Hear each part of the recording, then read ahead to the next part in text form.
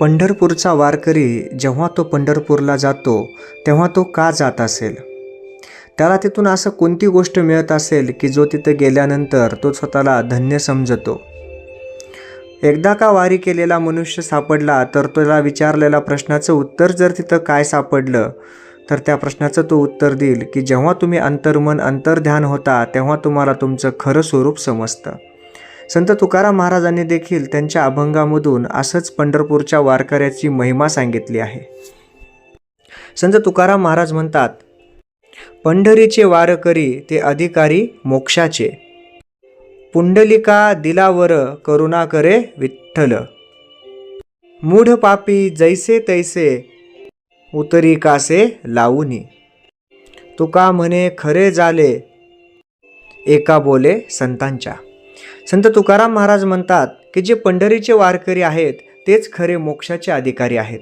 कारण त्यांनी सर्वस्व इथंच अर्पून आपल्या भौतिक सुखाचा त्याग करून स्वतःचा अंतर्मनातला जो आवाज आहे तो आवाज ऐकून खरं सुख, त्या विठ्ठलाची भक्ती, त्या विठ्ठलाच्या चरणावर आपलं मस्तक ठेवण्यासाठी ते गेलेले आहेत. म्हणून खरा मोक्ष कुठे मिळेल तर त्या वारकऱ्यांना मिळेल, कारण ते वारकरी ह्या पंढरीच्या वारीसाठी जात असतात. आणि अशा प्रकारचा वर ह्या विठ्ठलानं पुंडलिकाला दिलेला आहे, कारण पुंडलिक देखील विठ्ठलाचा एक श्रेष्ठ भक्त आहे. मूढ पापी जैसे तैसे उतरी कासे लावूनी, म्हणजे हे वारकरी कसे असू द्यात, पापी असू द्यात, वाईट असू द्यात, तो वारकरी कसाही असला तरी हा पांडुरंग त्या वारकऱ्यावर त्याची कृपा करून त्याचे सर्व पाप दूर करतो.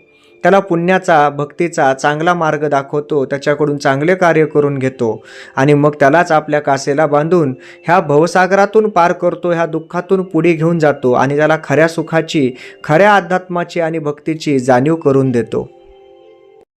संत तुकाराम महाराज म्हणतात की फक्त पुंडलिकाने देवाला वर मागितला की हे देवा, जे कोणी तुझ्या भक्तीला इथं पंढरपूरला येतील, तुझ्या दर्शनाला येतील, त्यांना तू व्यवस्थित कर, चांगलं ठेव.